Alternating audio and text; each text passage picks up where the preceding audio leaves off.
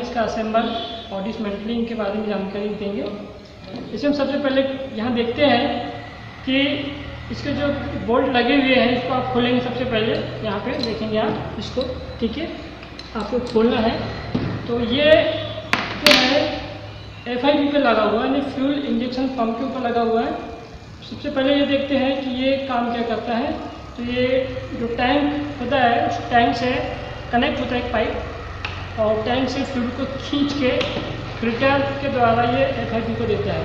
मतलब इसका काम ये है कि फ्यूल टैंक से फ्यूल को खींचने का, ठीक है। इसके बाद हम देखते हैं कि ये चलता कैसे है। मैं आपको बताना ये चाहता हूँ मैं कि ये फीड पंप जो है ये कार्य कैसे करता है। तो जो FIP की जो कैमशाफ्ट होती है उससे ये काम करता है। देखेंगे आप इसको इस तरह, ये आप देखते हैं यहाँ पर, ये देखेंगे ये निकल गया आपका। यहाँ पर देखिए कैमशाफ्ट है, FIP की कैमशाफ्ट, ठीक है, ये इससे वायर करता है। इसके अब एक एक पार्ट्स के बारे में देखेंगे, ठीक है। इसमें हम देखते हैं यहाँ पे ये जो वाले पाइप निकाला है बेंजो बोल्ट खोल के, ठीक है, ये पाइप निकल गया। इसके बाद हम देखते हैं यहाँ पर एक स्क्रू खोल दिया है, यहाँ अंदर प्लंजर लगा हुआ है, स्प्रिंग प्लंजर, देखें प्लंजर निकला है।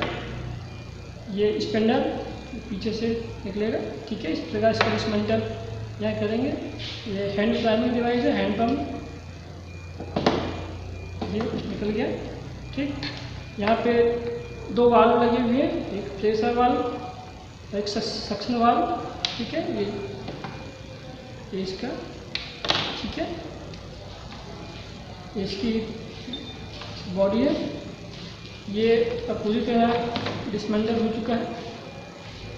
ये बाउल लगा हुआ जो फ्यूल को प्राथमिक रूप से छानता है, ठीक। इसका असेंबल करेंगे हम। असेंबल करने के लिए हम सबसे पहले ये देखते हैं कि इसमें जो ये जो बाउल होता है, ये जो टंकी जो पाइपलाइन आती है उसे उसकी जो अशुद्धियाँ होती है उससे अशुद्धियाँ इसमें जो है रुक जाती हैं। मोटी अशुद्धि अपन कह सकते हैं। ये बाउल है, ये निकला, ठीक है। इसको फिट करने का तरीका ये है कि आप सबसे पहले इस बाउल को या प्राथमिक छन्ना को आप फिट करेंगे। आप सबसे पहले देखेंगे आप इसमें, ठीक है, इस प्रकार से इसको आप फिट करेंगे। ये हो गया फिट, ठीक। इसके बाद हम ये देखेंगे कि जिस साइड में बाउल लगा हुआ है उसी साइड में आपको टंकी से पाइप कनेक्ट करना है। ये पाइप जो है कनेक्ट करेंगे आप जिस साइड में टंकी बाउल लगा हुआ है, टंकी वाला, ठीक है। इस प्रकार से आपको कनेक्ट करना है, ठीक है। ये देखेंगे आप, ये हो गया कनेक्ट। इसमें हम ये देखते हैं कि जो पाइपलाइन टैंक से आई हुई है उसी साइड में आपका सक्शन वाल्व रहेगा, ठीक है, ये सक्शन वाल्व, और उसके ऊपर ये हैंड प्राइमिंग डिवाइस जो है, हैंड पंप जो है, ये फिट होगा, ठीक। ये देखेंगे आप इसमें, ये आपका स्पेंडर है, ये स्पेंडर, ये प्लेंजर, ठीक, प्लेंजर, स्प्रिंग आपको लगाना है यहाँ पर। इसके बाद में ये आपको प्लग लगाना है, ठीक है। ये आप ये देखेंगे। इसके बाद में ये प्रेशर वाल्व, और इस प्रेशर वाल्व हमने लगा दिया। एक पाइपलाइन जो है ये जाएगी आपका फिल्टर या FIP में, जैसे फिल्टर में जाती है पाइपलाइन। ये इस प्रकार से आपका असेंबल हो चुका है ये, ठीक है। अब इसमें हम देखते हैं कि जब गाड़ी चालू होती है तो ये जो डिवाइस है, फीड पंप है, ये टैंक से फ्यूल को खींचती है, और खींचने के बाद FIP की ओर फ्यूल को भेजती है। कभी कभी इसमें यह दोष आ जाता है कि पाइपलाइन में एयर आ जाती है। तो एयर आने से वाहन जो होता है हमारा चालू नहीं होता, तो उस एयर को निकालने के लिए हम क्या काम करते हैं, जबकि गाड़ी जो है खड़ी है, पंप उसमें काम तो नहीं करेगा, तो ये हैंड प्राइमिंग डिवाइस के माध्यम से आप देखेंगे, इसी के माध्यम से ये आपका एयर जो है वो निकलेगा, जो उसको हम यानी ब्लीडिंग स्क्रू के माध्यम से एयर निकालते हैं। ये ब्लीडिंग स्क्रू फ्यूल FIP पे लगा होता है या फिर फिल्टर पे भी लगा होता है। आप अब देखेंगे इसमें ये भी कभी कभी ये होता है इसमें कि अगर मान के चलिए कि फ्यूल अब आगे FIP को आवश्यकता नहीं है, तब ये कैसा काम करेगा। तो इसका जो प्रेशर चेंबर है, ये प्रेशर चेंबर यहाँ पर जो है, ये प्रेशर चेंबर में फ्यूल जब आ जाएगा, प्रेशर बढ़ जाएगा, तब आपका जो ये स्पेंडल है ये बिल्कुल फ्री हो जाएगा और ये मूव नहीं करेगा, काम नहीं करेगा। देखेंगे आप, ये फ्री हो जाएगा, ठीक है। उसके बाद ये जो आपका FIP है ये चलता भी रहेगा, तो आपका क्योंकि प्लंजर जो है वो दबा हुआ है, इसलिए ये काम नहीं करेगा और ये फ्री बिल्कुल रोटेशन होते रहेगा। जैसे इसको फ्यूल की आवश्यकता पड़ेगी, ये प्रेशर चैम्बर से फ्यूल लेगा और फिर इसका कनेक्ट जो है एक कैमशाफ्ट से हो जाएगा और ये फिर से पुनः काम करने लगेगी, ठीक है। तो अब आज का प्रैक्टिकल है, आपको बता दिया इसके बारे में, ठीक है। हेलो, हम इसमें देखते हैं कि जो फ्यूल फीड पंप है ये माउंट कहाँ पे होता है। तो ये माउंट जो है वो FIP के ऊपर होता है माउंट। इसके बाद हमें देखते हैं कि जो ड्राइव इसको कहाँ से मिलती है। तो हम ड्राइव भी देखते हैं कि FIP की जो कैमशाफ्ट होती है उसी से इसको ड्राइव मिलती है। और इसका ये काम ये होता है कि फ्यूल टैंक से फ्यूल को खींच के सप्लाई पाइपलाइन के माध्यम से फ्यूल फिल्टर में फ्यूल को भेजना होता है, प्रेशर के साथ भेजना होता है। तो हम यहाँ देखते हैं कि फ्यूल फीड पंप का जो फंक्शन होता है। इसके बाद हम देखेंगे नेक्स्ट इसका जो कंस्ट्रक्शन है वो किस प्रकार से होता है। तो आगे हम इसमें देखते हैं कि सबसे पहले जो दिया हुआ है वो केम है, असेंट्रिक केम है, उसके नीचे केम शाफ्ट दिया हुआ है। तो केम शाफ्ट जो है वो FIP की केम शाफ्ट है। उसके नीचे जो दिया हुआ है वो रोलर टेपेट है। रोलर टेपेट जो होता है ये स्पिंडल से अटैच होता है। तो इसमें हम देखते हैं नेक्स्ट जो दिया हुआ है ये प्रेशर चेम्बर है, और प्रेशर चेम्बर के जस्ट बाद में जो नीचे दिया हुआ है वो स्पिंडल है, और स्पिंडल के नीचे जो ये दिया हुआ है देखेंगे आप इंडिकेट कर रहा है ये है प्लेंजर स्प्रिंग। तो ये जो प्लेंजर स्प्रिंग जो होता है ये प्लेंजर को ऊपर उठा के रखता है। प्लेंजर जो स्प्रिंग का जो टेंशन होता है इसके विरुद्ध ये काम करता है। इसमें आप देखेंगे उसके नीचे स्प्रिंग के नीचे देखेंगे यहाँ पे प्लेंजर जो है इसको हम पिस्टन भी कह सकते हैं। उसके बाद हम देखते हैं ये जो इंडिकेट कर रहा है ये सक्शन चेम्बर है। अब ये देखेंगे जो सक्शन चेम्बर है, तो सक्शन चेम्बर के साइड में नंबर 10 जो इंडिकेट हो रहा है वो सक्शन वाल्व होता है। तो सक्शन चेम्बर जहाँ बना हुआ होता है वहाँ सक्शन वाल्व लगा होता है। ये सक्शन वाल्व जो है जो सक्शन पाइपलाइन होती है जो फ्यूल टैंक से जुड़ी हुई होती है वहाँ ये सक्शन वाल्व लगा होता है।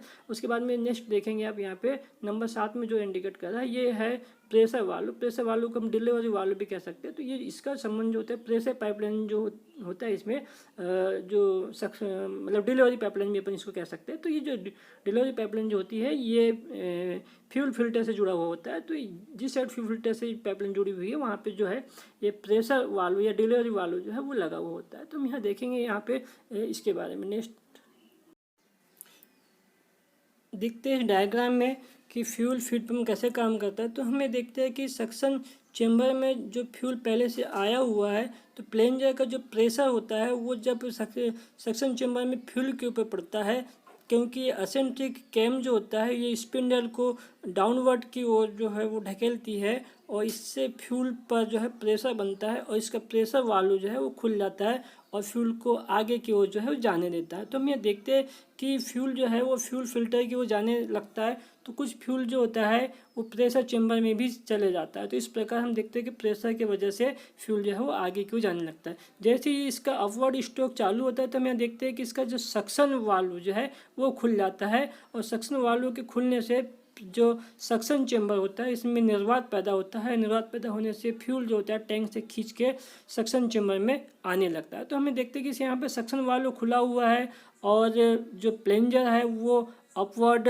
में देखा, ऊपर की ओर हम देखा है तो यहाँ से निर्वात पैदा हुआ है। इस निर्वात पैदा होने की वजह से फ्यूल जो है वो सक्शन चेम्बर में आ गया है। फिर जैसे असेंट्रिक कैम का प्रेशर जो है स्पिंडल के ऊपर पड़ता है तो स्पिंडल प्लेंजर को जो है वो डाउनवर्ड मोशन में ढकेलता है इसमें, फिर फ्यूल पे जो है प्रेशर पड़ता है, प्रेशर वाल्व जो है वो खुल जाता है, फ्यूल जो है वो आगे की ओर जाने लगता है। नेक्स्ट चित्र में हम देखेंगे स्टूडेंट कि जब FIP को फ्यूल की आवश्यकता नहीं होती तब ये कैसे काम करता है। तो हम ये देखते हैं कि जैसे फ्यूल को आगे की ओर मतलब प्रेशर में जाने के लिए मतलब प्रेशराइज नहीं होता। तो इसमें हम देखते हैं कि फ्यूल अब आगे की ओर नहीं जा रहा, तो वो जो है प्रेशर चेंबर में प्रेशर का मान जो है वो बढ़ जाता है। तो प्रेशर का मान बढ़ने से ये होता है कि जो इसका प्लेंजर है वो नीचे जो है वो दबा हुआ होता है, स्प्रिंग टेंशन के विरुद्ध काम करता है, वो दबा हुआ होता है।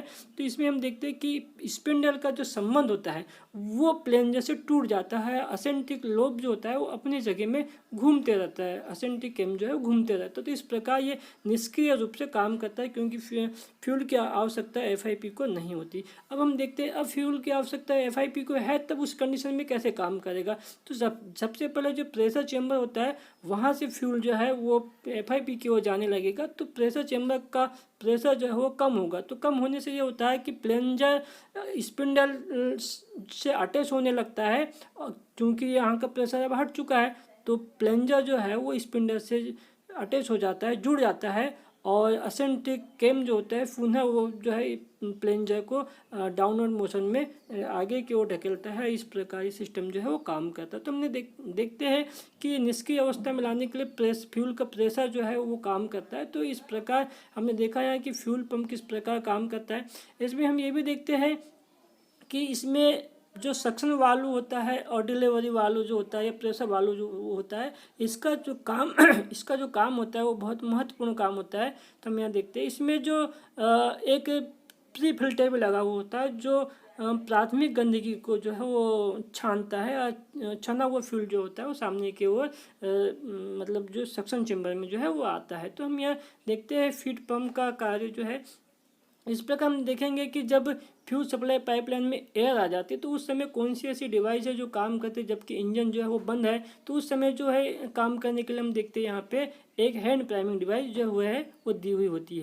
हम यहाँ देखते हैं कि अगर इंजन जो है वो बंद है और फ्यूल सप्लाई में एयर आ गया है, उस समय यहाँ हैंड प्राइमिंग डिवाइस जो है वो दी हुई होती है, और हैंड प्राइमिंग डिवाइस से ये सिस्टम जो है फ्यूल सप्लाई में फ्यूल को सप्लाई करता है। तो यहाँ देखते हैं नेक्स्ट वीडियो में। थैंक यू आज के लिए।